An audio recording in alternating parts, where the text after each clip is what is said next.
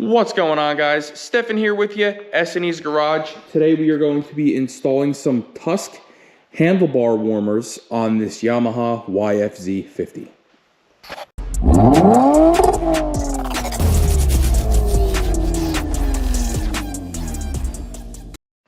Now this video will help you install these handlebar warmers or hand warmers on just about any make or model of quad. We just happen to be doing it on a YFZ50. This is one of my son's quads, and we're trying to make it nice for him, make it comfortable for him to ride, because he likes riding it even when it's a little cold out. So we want to make sure his little hands are nice and warm. We just got done doing this big gun exhaust for him, so that he can hear the bike a little bit better. That's how he likes it. He likes it, you know, he likes his things loud, like his father. So now we're going to go ahead, like I said, we're going to tackle the warmers. Now, the first thing you're going to want to do is gain access to your battery. We just had to take this little panel off here, 210 millimeters. It comes right out. This is where the bulk of your install is going to be. I always recommend just going right to the battery when you're doing something like this. Even if you run a relay harness and activate the relay with a hot source, a hot input basically, so they automatically turn off when you turn the key off. You can do that. I'm not going to. We're just going to go straight to the battery, and I'm going to make sure that my kid turns them off before he's done riding. So the first thing that you're going to want to do is go ahead and map out your installation. So like I said, I have my battery right here.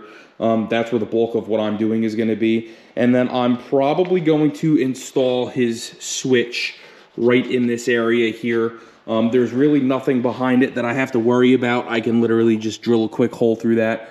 I was thinking about putting it up here, but the switch that it comes with, you'll see, is a little bit tall. And God forbid he hits something and flies off the quad. I don't want that switch impaling him. That could be a safety hazard. So I want to put it somewhere where it's not going to affect him riding, but he can still easily access it. So I'm thinking right there is probably going to be our best bet. So here's what you're going to see that we did on our quad. Again, we have the switch right here. So low, high, and then the middle is off.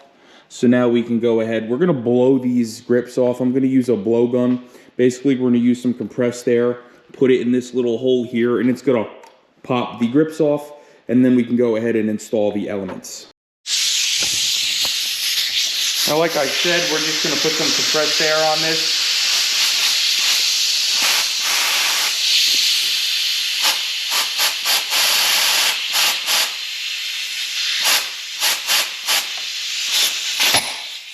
And you'll see it will come off like that. We're going to be reusing this grip, so we're just going to go ahead and set it aside.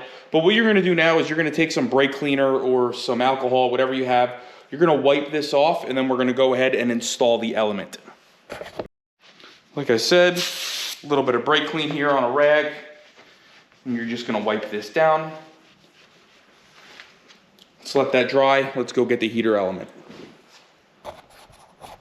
So installing this element is going to be super easy. You're just going to go ahead and pull the backing tape off. Now you are going to want to pay attention to which way you put your wire. You're going to want to put the wire in the way that you're going to route it. So we're going to route ours like this. So we want this wire facing forward towards the machine.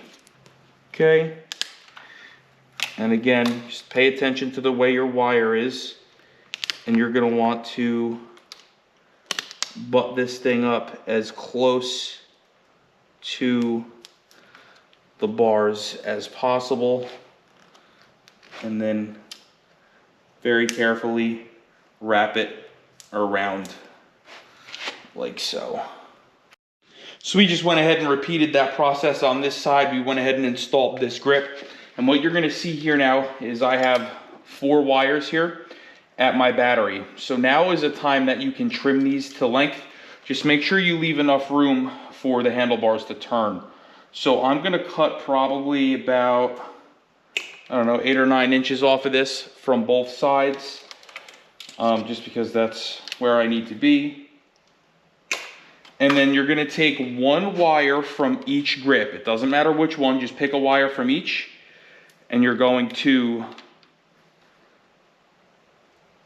trim the wire so that you can see the copper, and we're going to install an eyelet like so onto these wires. So we're going to splice the two wires we just cut together, put an eyelet on it, and we're going to connect it to the negative terminal of our battery. So now we have our Y harness here. You're going to have one end with a bare wire on it, and then the other end has a resistor with two spades on it. I just went ahead and put an eyelet here on this, and again, I'm going straight to the battery. If you have a machine that has an accessory power, go to that. That way, like I said, when you turn the key off, the warmers turn off. But let's go ahead and connect this, and then I will show you where these go on the switch. All right, so the wire with the resistor is going to go to the top of your switch, okay? And the wire without is going to go to the bottom.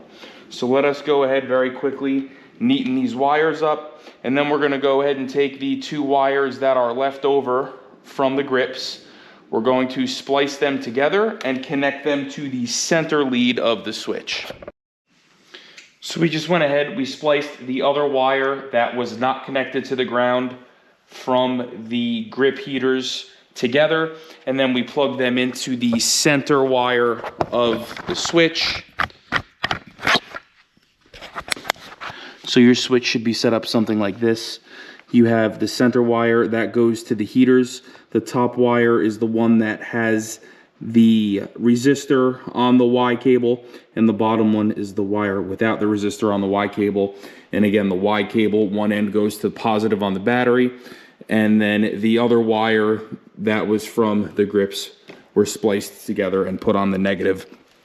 So all that's left to do now is start this thing up and test the heaters and trim our zip ties. All right, guys, and this install for these grip heaters was literally that easy. We are done. This machine is buttoned up and back together. One thing I did check, I had my voltmeter out. I wanted to verify that these things were working. They pull a pretty good amount of current, and they are nice and warm. But because this is a 50cc machine, it has a very small stator.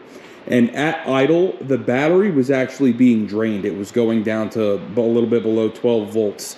Ideally, we want to see higher than 12.6 with the machine running, because 12.6 is battery voltage. So once I came up off throttle and, got the machine up into the RPM range, the stator was able to overcome it and begin charging the battery. But just do keep in mind, if you are installing these on a machine with a smaller engine or smaller stator or something that's not really made for a ton of accessories, definitely just check your battery voltage at idle, and if it's the same as ours, you don't want to leave the grips on with the machine idling. You're only going to want the grips on when you're moving or when you're up, using the engine, because if you just start this thing up, let it idle, and keep the grips on, it's going to kill the battery, and that's not going to be a good thing. But again, if this video helped you, please like, share, and subscribe. This was a super easy, super simple install, and I think my son is really going to like having nice warm hands when he's riding.